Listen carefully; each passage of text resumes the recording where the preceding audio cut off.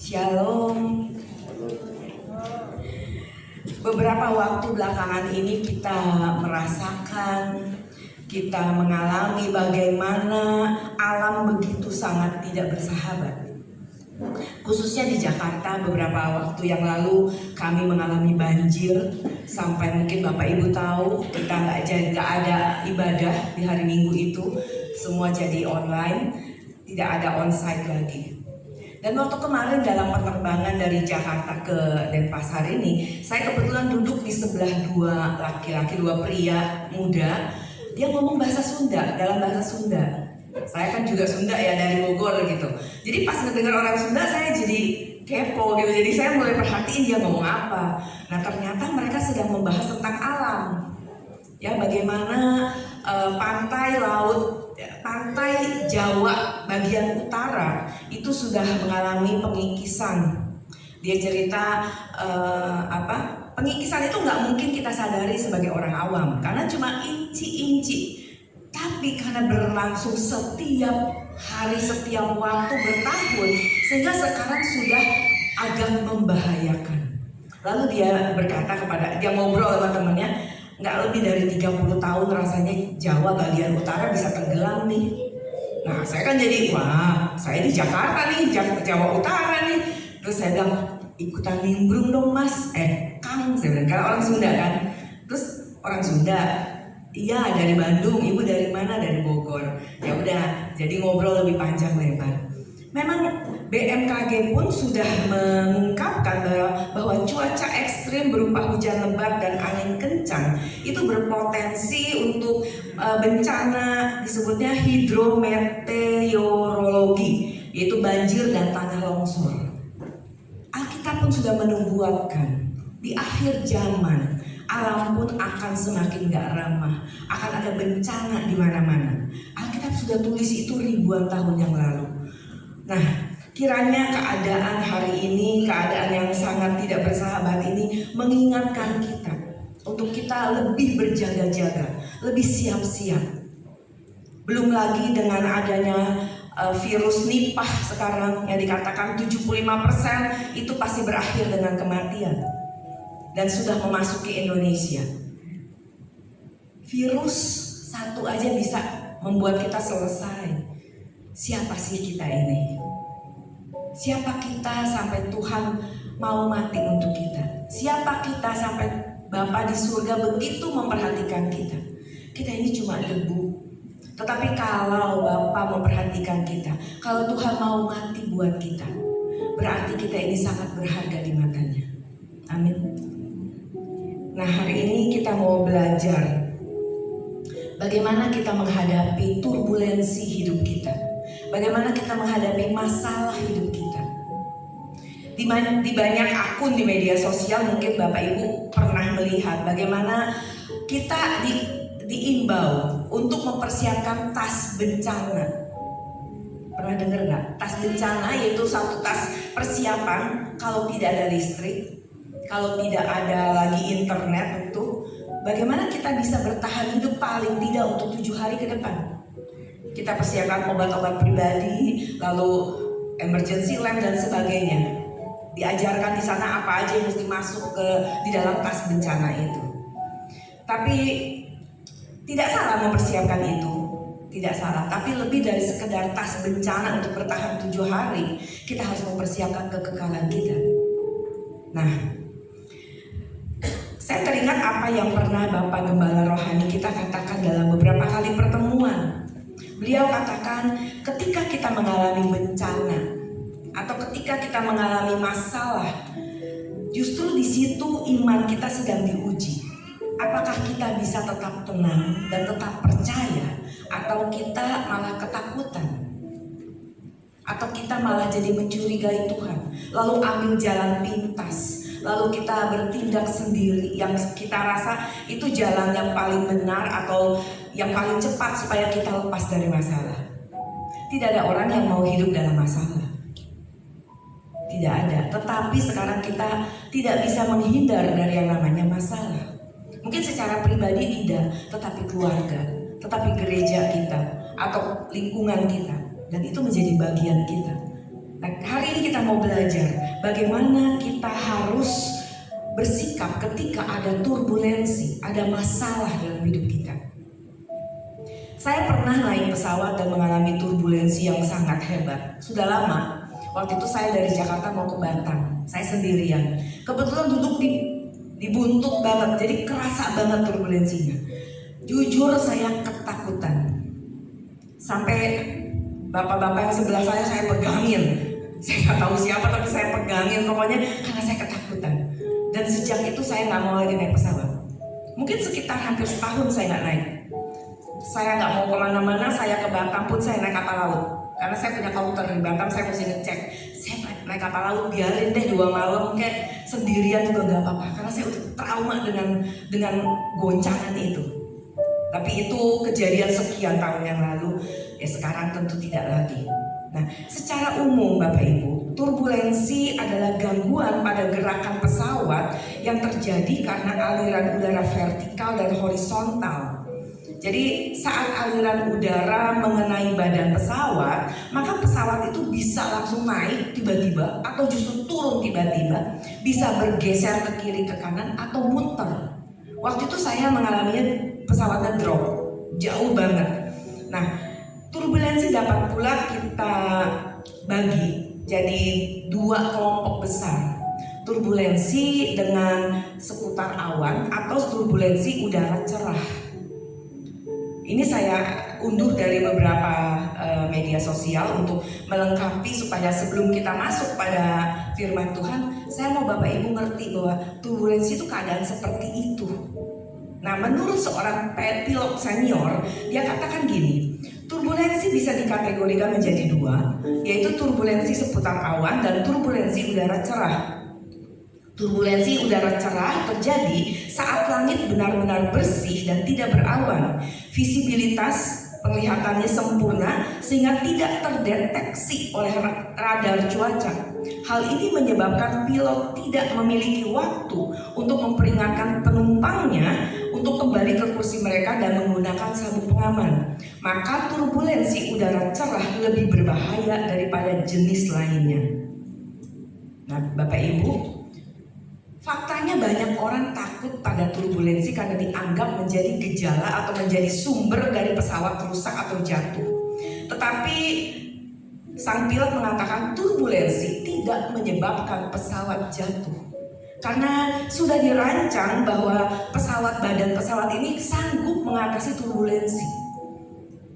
Yang menyebabkan justru pesawat jatuh adalah kerusakan mesin, radar yang tidak berfungsi dan hilangnya kontak dengan menara dan sebagainya, bukan karena turbulensi.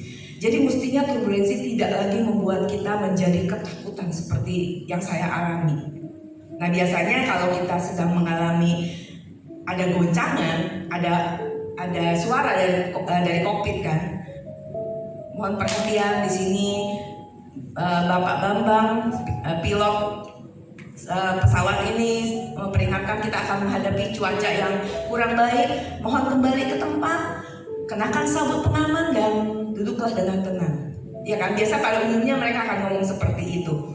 Nah, Bapak Ibu, pesawat saja dirancang untuk tahan menghadapi turbulensi. Dan Tuhan juga katakan dalam firman-Nya bahwa Tuhan tidak akan memberikan manusia bahkan pencobaan melebihi kekuatan manusia. Apalagi kita. Ya, manusia pada umumnya aja Tuhan gak beri melebihi kekuatannya, apalagi kita yang sudah dilengkapi dengan Roh Kudus. Tuhan jamin apapun yang kita alami tidak akan melebihi apa yang mampu kita handle.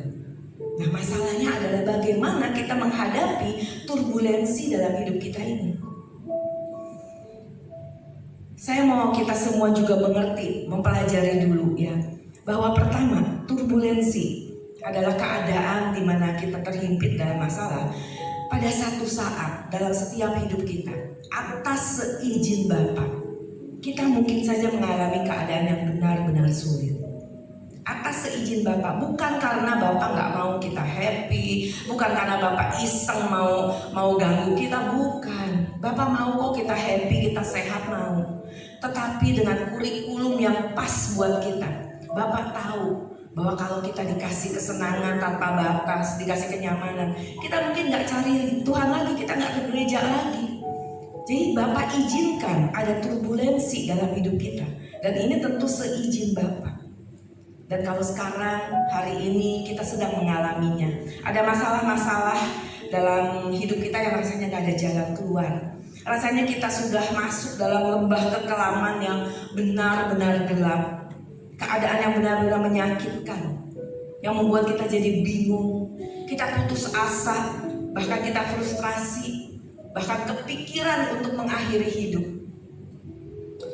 Ingat satu hal Bapak Ibu, dalam keadaan seperti itu, hendaknya kita tidak tergoda untuk mengambil keputusan. Dalam keadaan kita bingung, dalam keadaan kita sedang tidak stabil, dalam keadaan kita ketakutan, jangan buru-buru mengambil keputusan. Karena biasanya keputusan itu tidak tepat dan biasanya akan kita sesali atau akan berakibat yang tidak baik untuk jangka panjang. Jadi kita harus belajar untuk tenang. Kita belajar untuk bisa bersikap tenang dalam keadaan seperti itu. Karena kita tahu ini seizin Bapa kok. Dan firman Tuhan di ayat lain di Roma 8 juga katakan Allah bekerja dalam segala perkara, termasuk dalam keadaan kita di turbulensi itu. Untuk apa? Untuk mendatangkan kebaikan untuk kita. Asalkan ada syaratnya, yaitu kita yang mengasihi Dia. Jadi sadari bahwa keadaan yang kita alami hari ini semua sepengetahuan Bapa di surga, semua seizin Bapa di surga. Nah, maka kita harus lebih memperhatikan perasaan Bapa, memperhatikan apa yang Bapa mau daripada kita mencari jalan sendiri. Ya tadi saya udah katakan gak ada yang mau dalam masalah, semua juga mau cepat selesai. Tetapi kita harus ingat, yang kita harus utamakan adalah perasaan Bapa. Jangan kita ambil jalan pintas tanpa minta konfirmasi dari Bapa, tanpa kita minta persetujuan, minta petunjuk dari Bapa. Karena ingat, yang pertama, semua seizin Bapa, semua sesuai dengan kehendaknya. Apa yang Bapa mau. Memang untuk tahu apa yang Bapa mau, kita butuh kepekaan, kita butuh ketaatan, kita butuh kesabaran. Kita yang serius, kita yang mau sungguh-sungguh mengerti perasaannya, pasti kita juga akan mencari tahu. Ada kegentaran yang timbul dalam hati kita untuk kita tidak mengambil keputusan secara sembrono. Nah, timbulnya kegentaran ini membuat kita jadi lebih berhati-hati, membuat kita jadi lebih takut yang benar dalam bertindak atau mengambil keputusan. Dan ini bisa dilatih. Ini gak mendadak tiba-tiba kita langsung peka, enggak. Caranya gimana? Jalin hubungan. Ya makin dekat kita ketemu seseorang, makin sering ngobrol, sering pergi bersama, kita makin merasa nyaman, merasa terbuka dengan orang ini. Demikian juga hubungan kita dengan Bapa di surga. Seberapa waktu yang kita sediakan untuk kita berkomunikasi dengan Bapa? Coba kita jujur. Seberapa banyak waktu yang kita sediakan untuk kita scroll media sosial dibanding kita menggedor pintu surga. Saya kadang pergi sendiri keluar kota ketika seperti hari ini. Ini waktu-waktu saya bisa nikmati tadi malam dalam kesendirian. Saya bisa lebih husuk, lebih banyak waktu untuk cari, untuk bisa menghadap Bapa. Karena nggak ada yang ganggu, handphone saya udah silent. Ya udah, saya nggak pasang TV, saya kadang pasang lagu instrumental aja untuk mengiring penyembahan dan sebagainya. Yuk kita harus tekad, kita harus nekat, bukan hanya tekad aja, nekat. Kita sediakan waktu. Waktu kita terbatas Bapak Ibu. Jangan sampai kita nggak punya hubungan, jangan sampai kita nggak ngerti maunya Bapak. Turbulensi diizinkan Bapak dalam hidup kita, sebab itu merupakan proses untuk kita bisa lebih menghayati kehadiran Allah dalam hidup kita. Karena kehadiran Allah ini memang kita akan alami lewat kejadian-kejadian. Kita nggak mistis lah ya gitu. Dalam doa tiba-tiba terus kita berharap ada angin semilir atau ada terang tiba-tiba gitu. Bukan begitu, tetapi Allah bekerja dalam segala perkara, termasuk dalam keseharian hidup kita. Nah, itu yang harus kita alami. Namun sejujurnya seringkali kita bertanya, apalagi yang sudah aktif atau bagi saya yang sudah jadi pembicara, kok tega ya Bapak kasih saya masalah seperti ini. Sampai hari ini pun saya masih punya kok persoalan yang belum selesai. Dan saya nekat, saya paksa diri saya untuk nggak doa lagi minta jalan keluar. Pernah saya kecewa, pernah saya ngerasa putus asa dan ngerasa saya mau stop dulu deh pelayanan. Saya mau cari kehendaknya. Rohani kan kelihatannya gitu ya, kedengarannya rohani banget, saya mau menyendiri deh. Tapi jujur dalam hati ada suara yang mengatakan, kamu cuma mau lari. Kehendaknya nggak perlu kamu harus pergi keluar kota atau harus kemana sendirian, enggak. Dalam keseharian Tuhan tunjukkan kok kehendaknya. Jadi rencana itu nggak jadi. Saya udah sempat mau ngomong ke sekretariat pusat, jangan jadwalin saya ya, 3 bulan saya mau stop. Rasanya kita doa pun hanya sampai langit-langit. Khotbah yang kita dengar pun rasanya walaupun berapi-api tapi rasa sepi, rasa sunyi bagi kita. Sampai kita berteriak, kadang kau tak nyata, seakan tiada. Saat ku berseru, kau diam membisu, ku menjadi ragu. Pernah nggak Bapak Ibu alami momen-momen seperti itu? Dimana kita rasanya sudah sungguh-sungguh tapi kok masalah kita nggak selesai. Sampai hatiku bertanya, kita teriak, Tuhan kau di mana? Di mana Tuhan? Saat ku perlukan tiada jawaban. Kita merasa Tuhan tinggalin. Tapi hari ini saya mau ingatkan, Tuhan gak pernah tinggalin kita. Kehadirannya secara senyap justru membuat kita belajar untuk peka, untuk mencari Dia dengan lebih serius lagi. Dia izinkan semua itu terjadi karena Dia sayang kita. Dia gak manjain kita, tapi Dia tidak pernah tinggalkan kita. Orang Kristen yang benar tidak mungkin hidup tanpa masalah, tidak mungkin hidup tanpa turbulensi. Paulus pun menyaksikan tanpa malu-malu bahwa ada sesuatu, ada duri dalam dagingnya yang mengganggu, yang membuat dia tidak nyaman. Tapi Allah katakan tidak, kasih karuniaku cukup bagimu.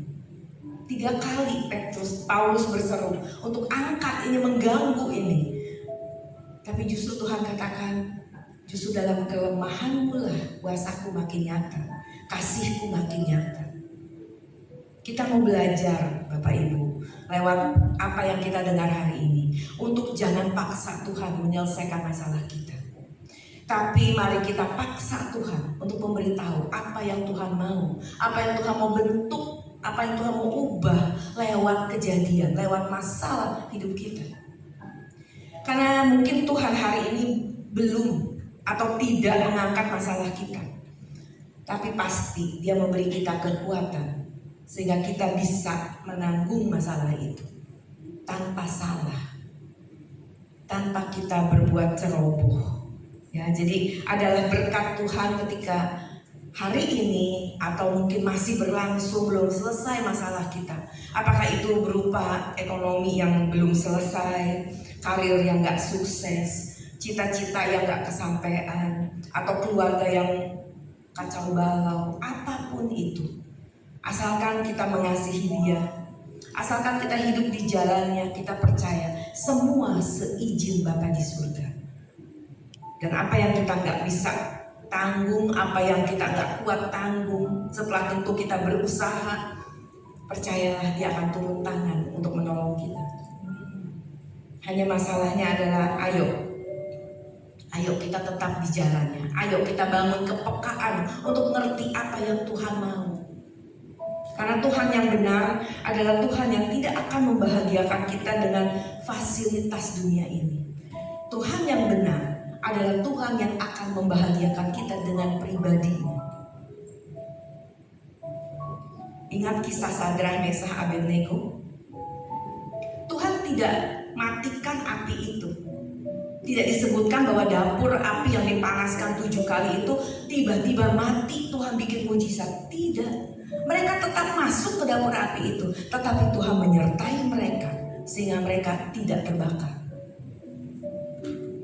Hari ini Tuhan tidak selesaikan atau belum selesaikan masalah kita, tetapi percayalah Tuhan sertai kita sehingga kita tidak akan menjadi rusak atau menjadi salah karena keputusan-keputusan bodoh kita. Sabar menanti jawaban Tuhan, sabar menanti waktunya Tuhan. Yang kedua, tadi saya udah katakan bahwa sang pilot mengatakan bahwa turbulensi udara cerah lebih berbahaya dari jenis turbulensi lainnya. Kenapa? Karena pilot tidak bisa membaca tanda-tanda alam. Awan tidak ada, langit cerah, tidak ada kelihatan angin, tidak terdeteksi oleh radar dikatakan. Nah, ini membuat pilot tidak bisa memperingati penumpang atau awak pesawat untuk berjaga-jaga atau untuk kembali ke tempat duduk. Nah, ini yang sering terjadi dalam hidup kita. Ketika semua running well, ketika semua rasanya berjalan dengan baik, langit hidup kita cerah, nggak ada awan, kita dalam keadaan nyaman. Nah, ini yang sering membuat kita tidak berjaga-jaga atau kurang berjaga-jaga. Kita jadi terlena dengan keadaan ini dan kita sangat mensyukuri Tuhan baik ya. Wah, Tuhan udah selesai masalah saya, Tuhan kembalikan bahkan berkali lipat. Kita jadi lost, kita jadi ceroboh, kita mulai kendor kerajinannya. Nah, Bapak Ibu, memang banyak kejadian yang seakan-akan terjadi secara kebetulan. Padahal sebenarnya semua adalah dalam rancangan Tuhan.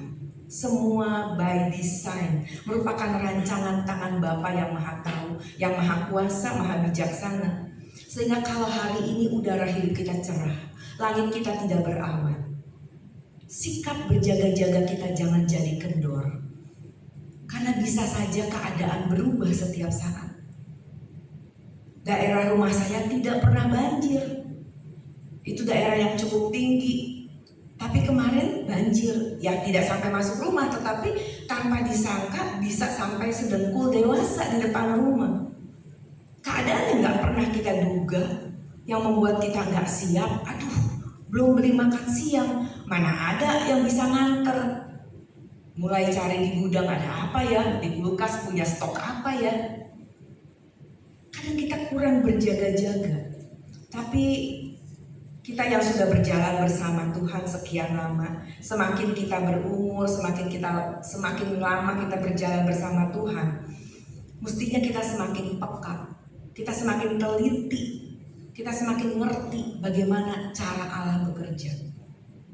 Jadi hati-hati untuk Bapak, Ibu, Saudara semua yang rasanya hari ini sedang nyaman-nyaman saja, sedang baik-baik saja. Jangan kendor berjaga-jaga. Keadaan bisa berubah setiap saat. Bukan hanya masalah alam, tetapi apapun.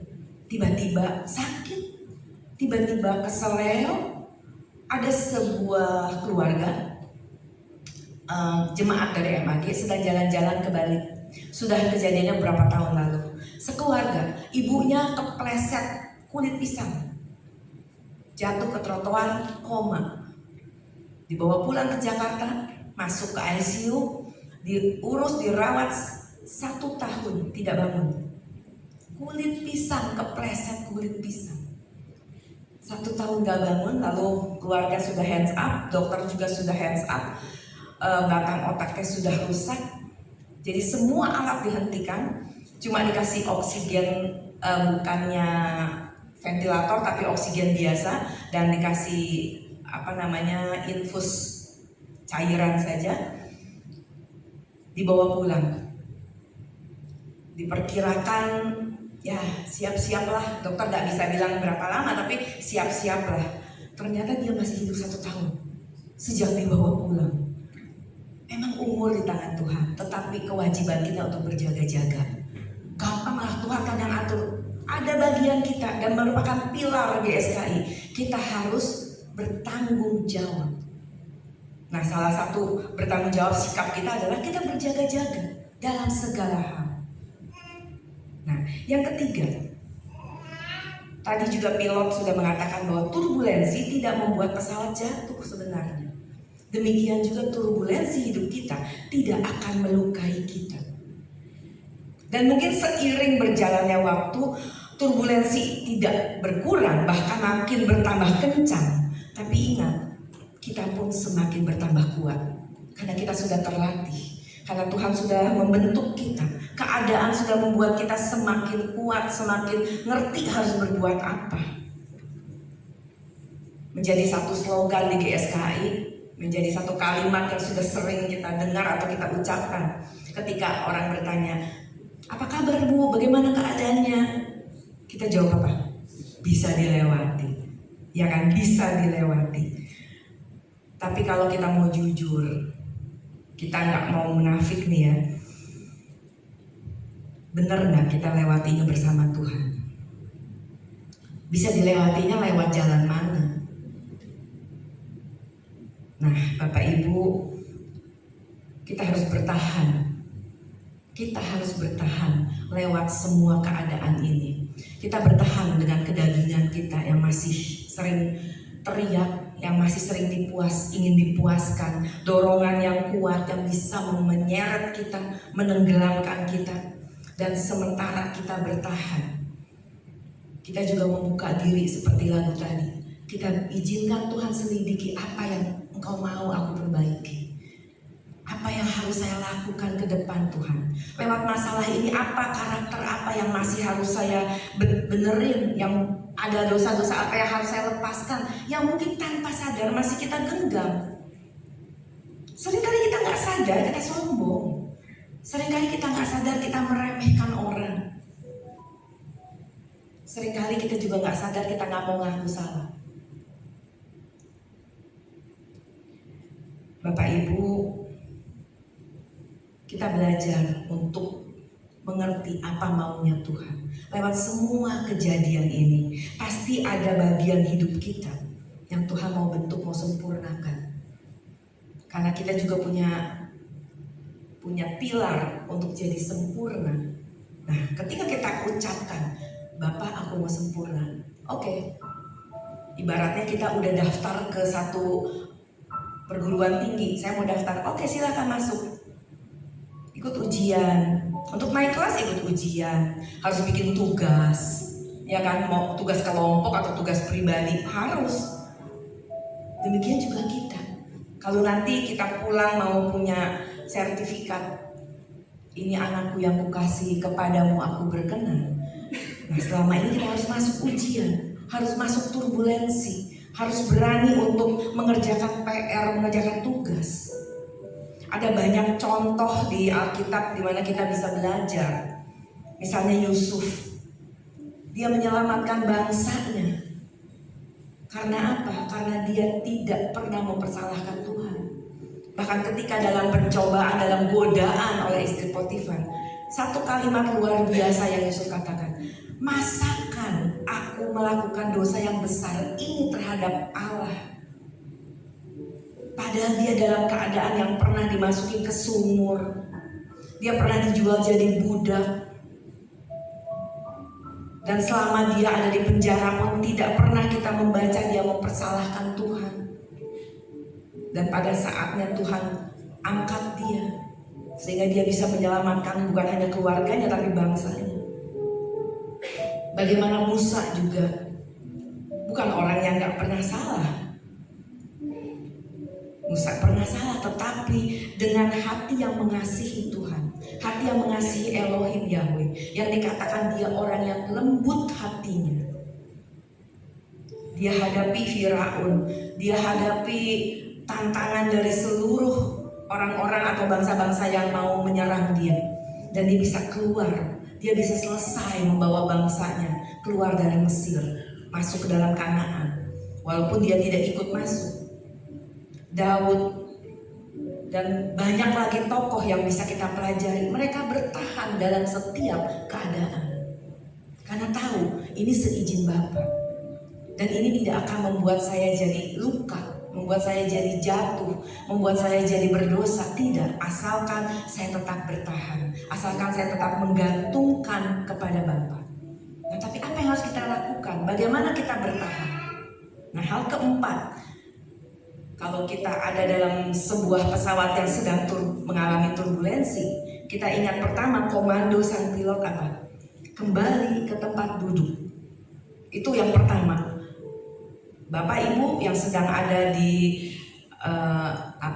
restroom dan atau ada di mana yang sedang berdiri, tolong kembali ke tempat duduk. Itu hal pertama yang pilot akan suruh kita, dan langsung pramugari, stewardnya akan menyuruh kita, tolong kembali Bu, tolong kembali, ayo cepat kembali. Nah, kita seringkali lari dari hadirat Tuhan. Ketika dalam masalah seperti tadi yang saya rencanakan, saya lari dengan alasan yang dalam tanda petik rohani. Saya mau cari kehendak Tuhan, saya mau stop pelayanan 3 bulan aja. Saya mau cari, bukan gak boleh, Tuhan bisa izinkan kita gitu. Tetapi hati kecil saya berkata, bukan, itu cuma kamu mau lari. Kamu gak mau lagi, gak mau tunggu, gak mau sabar. Kita sering lari karena pertolongan yang kita harapkan, waktu yang sudah kita tentukan, Senin ya Tuhan, Senin. Dan lewat hari Senin kita kecewa, kita marah. Secara akal manusia, apa yang Sarah pernah sampaikan atau pernah usulkan, itu masuk akal. Ingat kisah Sarah. Saya udah menopause, gimana mungkin saya hamil? Gak mungkin. Udah ambil aja tuh pelayan saya. Mungkin Tuhan mau keturunan kita dari dia. Secara akal manusia, apa yang Sarah sampaikan itu make sense, masuk akal. Tetapi hari ini kita belajar, jangan pakai akal kita sendiri, jangan mengandalkan kekuatan manusia. Firman Tuhan katakan, Tuhan marah, Tuhan benci kalau kita mengandalkan kekuatan manusia. Tapi di satu sisi kita harus berusaha, yang menjadi tanggung jawab kita, tetapi jangan mengandalkan kekuatan manusia. Tuhan atau firman Tuhan tidak katakan jangan pakai, bukan. Kita harus berusaha, tentu pakai kekuatan, tetapi jangan mengandalkan, jangan mengharapkan, jangan hanya taunya kekuatan manusia tanpa memedulikan kehendak Tuhan. Bapak Ibu, kalau saat ini kita bisa menyelesaikan masalah hidup dengan kekuatan materi, kekuatan relasi kita, tapi ingat, satu saat di tahta pengadilan Kristus, hanya kesucian hidup yang bisa menyelamatkan kita. Hanya kesetiaan kita yang bisa kita bawa sehingga kita layak masuk dalam kerajaannya. Amin. Ayo, pilar selanjutnya, kita harus hidup suci. Kita andalkan Dia saja. Tuhan bisa pakai semua orang, semua pihak untuk membantu kita, bisa. Tapi Tuhan katakan jangan mengandalkan mereka. Nah, selanjutnya pilot mengatakan setelah kembali ke tempat duduk, pilot katakan kenakan sabuk pengaman. Karena kalau hanya kembali tempat duduk tapi nggak diikat, itu pun masih berbahaya. Jadi dikatakan kenakan sabuk pengaman. Nah, Efesus 6 ayat 14 katakan, jadi berdirilah tegak, berikat pinggangkan kebenaran, dan berbaju zirahkan keadilan. Kebenaran seperti yang hari ini kita dengar, jangan hanya membuat kita jadi balik lagi ke gereja, duduk lagi di tempat ini, tetapi biar ini menjadi satu pedoman, menjadi satu manual book, menjadi satu pegangan untuk setelah ini kita kembali ke masyarakat, kembali ke keluarga, kembali ke pekerjaan kita besok, kembali ke sekolah. Kita tetap pegang kebenaran ini. Kita tetap berbaju sirahkan kebenaran, berbaju sirahkan keadilan, berikat pinggangkan kebenaran. Memang tidak mudah untuk bertahan seperti ini, tetapi kalau kita ingat bagaimana Tuhan izinkan dan ingat lalu Tuhan sudah bisa bawa kita lewat sampai hari ini, kita percaya ke depan pun Tuhan pasti tetap jaga kita. Lalu pilot akan mengatakan, tetaplah tenang. Jadi setelah kembali ke kursi, ikat pinggang dan tetaplah tenang. Matius 14 ayat 27, ayat favorit, salah satu ayat favorit saya, katakan gini, tenanglah, aku ini, jangan takut. Ada kisah seorang ibu yang sedang pergi ke satu tempat. Suaminya seorang hamba Tuhan, seorang gembala. Ini kisah beneran, cuma saya nggak sebutin siapa. Tapi kali itu dia pergi sendiri, bukan urusan gereja, ada urusan keluarga. Nah, dia mengalami sebuah turbulensi di dalam pesawat. Dia ketakutan. Pesawat tidak bisa lanjut, jadi harus mendarat di kota terdekat. Jadi tidak sampai ke kota tujuan, di mana kota itu belum jauh dari kota asalnya. Setiba mendarat, lalu pihak penerbangan mengatakan, kita terpaksa mendarat, kita tidak bisa melanjutkan perjalanan karena cuaca tidak memungkinkan. Bapak Ibu diberikan tempat untuk menginap, nanti diberi di darat, nanti dikasih tahu lah gitu. Udah. Setelah sampai di darat, dia bisa hubungi suaminya dalam ketakutan. Dia katakan, Pak, jemput aku sekarang, jemput aku, nggak mau, pokoknya udah nggak jadi deh, mau acara sepenting apa nggak jadi. Suaminya bilang, kan besok udaranya mungkin udah cerah ya, tunggu besok gitu. Nggak mau Pak, aku takut. Saya bisa menghayati bagaimana takutnya, karena saya pernah gitu, jadi kebayang trauma itu.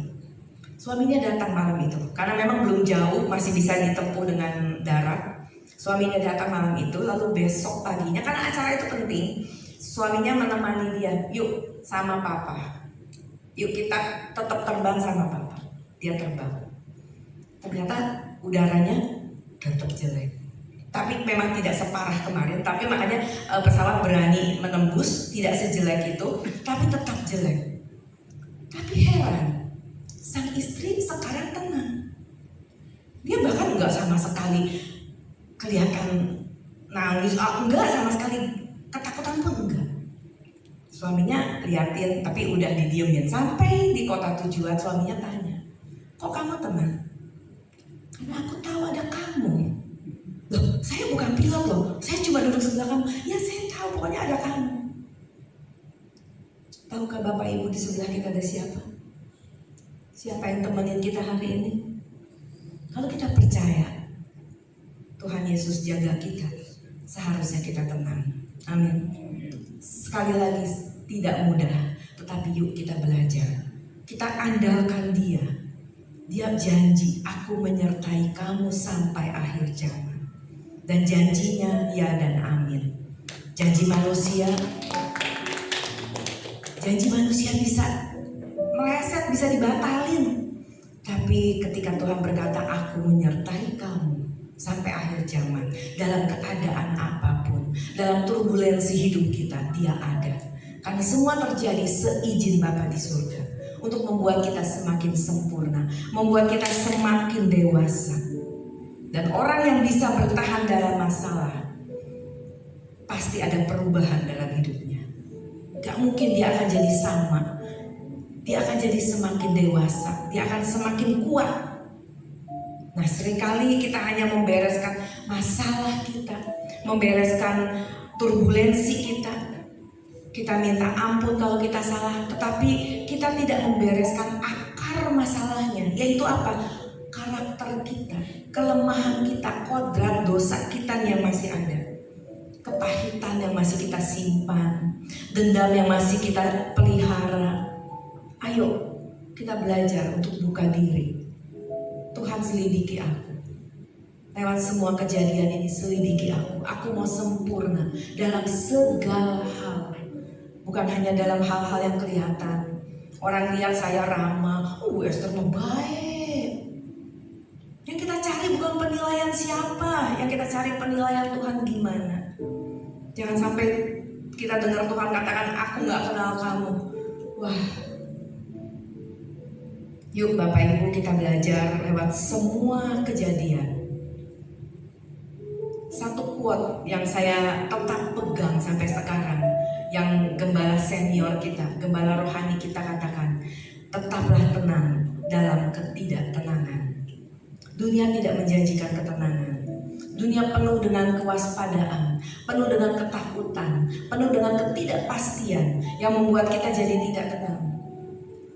Tetapi Yeremia 29 ayat 11 katakan, aku mengetahui rancangan-rancangan apa yang ada padaku mengenai kamu.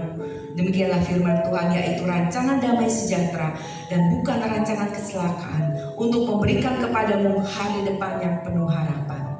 Tetaplah tenang dalam ketidaktenangan dan percayalah, turbulensi hidup kita pasti akan berlalu.